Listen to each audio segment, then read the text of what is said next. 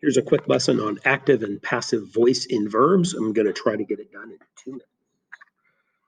When you run into a sentence, you're trying to figure out active versus passive. What you're asking yourself is the subject of the sentence doing the action, or is the subject being acted upon?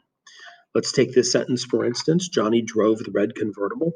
Drove is the action, so we have to ask ourselves, is Johnny doing the driving, or is Johnny being driven? And obviously, Johnny is doing the driving. Our dog ate the Thanksgiving turkey. Did the dog do the eating, or was the dog the thing being eaten? And in this case, of course, the dog is doing the eating. In both of these cases, your subject is doing the action in that sentence, so you have active sentences. Let's take these two sentences. The red convertible was driven by Johnny. Our Thanksgiving turkey was eaten by the dog.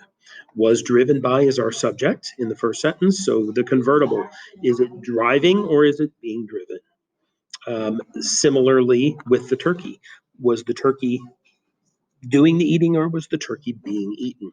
And in both of those cases, you have what are called passive structures because the subject is being acted upon by the verb.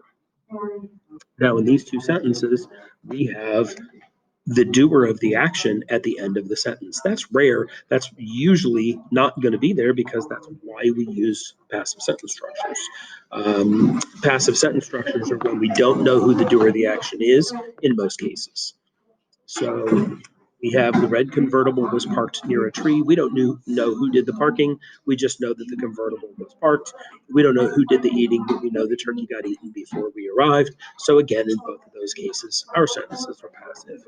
Please now move on to your Newsela assignment.